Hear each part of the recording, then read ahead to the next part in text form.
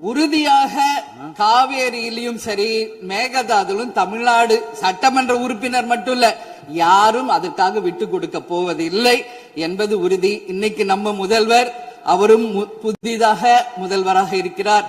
கர்நாடகா முதல்வரும் முதல் முறை முதல்வராக வந்திருக்கிறார். கேரள முதல்வரும் முதல் முறை முதல்வராக வந்திருக்கிறார்கள். சோ 3 முதலமைச்சர்களும் ஒன்று நட்பு ரீதியாக பேசி இந்த பிரச்சனைக்கு தீர்வு காணலாம். அப்படி இல்லை என்றால் அவங்க சொல்றது கேட்கலன்னா பக்காவா நம்ம சட்ட ரீதியாக ரொம்ப ரொம்ப பழமையான ஒரு விஷயத்தை அன்னைக்கு நான் சொன்ன மாதிரி பேசிக்கிட்டே தான் இருக்கிறோம்.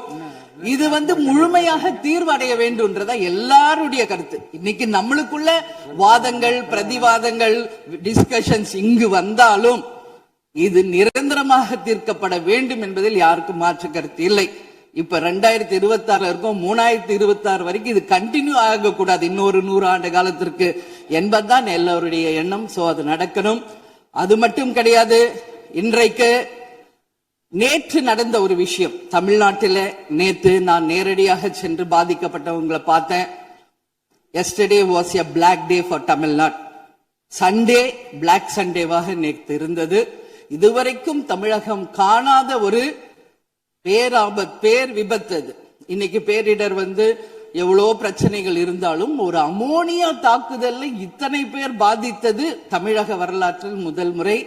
அனைவரும் வடநாட்டை சேர்ந்த பெண்கள், 20 வயசுல இருந்து 25 வயசுக்குள்ள இருக்கிற இளம் பெண்கள். அவங்கள நேரா பார்க்கும்போது மிக மிக மனசுக்கு கஷ்டமாக இருந்தது. என்ன ஃபேஸ்ல பாக்குறோம், உதடு காது மூக்கு எல்லாம் ப்ளீட் ஆயிட்டே இருக்கு. அப்போ டாக்டர்ஸ் அங்க எக்ஸ்பிளைன் பண்ணாங்க, இங்க எளிய நம்ம என்ன பாக்குறோமோ அதுதான் இன்னர், அதாவது லங்ஸ். இதை பற்றி ரொம்ப விரிவான விளக்கத்தை எல்லாம் அமைச்சர் அளிச்சுட்டாங்க. சுருக்கமா அதான் நான் பார்த்தேன், சரியானதுதான். நீங்க மேற்கொண்டு அதை பற்றி பேச ஆளுநர் உரைக்கு நன்றி தெரிவிக்கிற கருத்துக்கு வந்திருக்கீங்க நீங்க. கண்டிப்பா.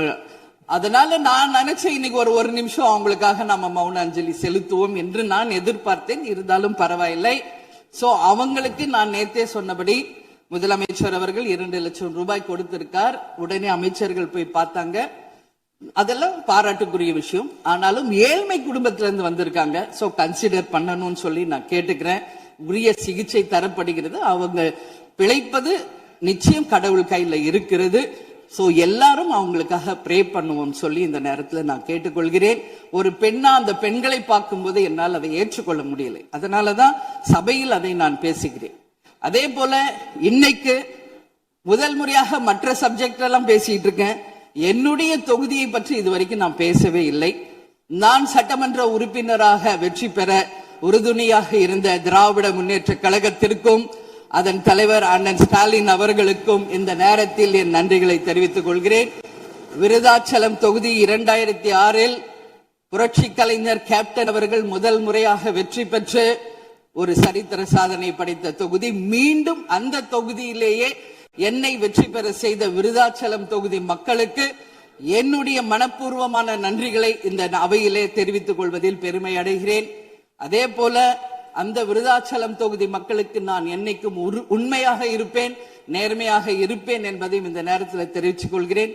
அவைத்தலைவர் அவர்களே, இதுல விருதாச்சலம் தொகுதிக்கு தேவையான அத்தனை விஷயங்களும் நான் எழுதியிருக்கேன். அவை நேரத்தை நான் அதிகம் ஏற்றுக்கொள்ள எல்லாருக்கும் வாய்ப்பு தரணும் அப்படின்றதுனால ஒரு 3 பாயிண்ட் மட்டும் சொல்றேன். முடிந்த பிறகு இதை உங்க நேரடியா உங்க கையில் நான் தருகிறேன்.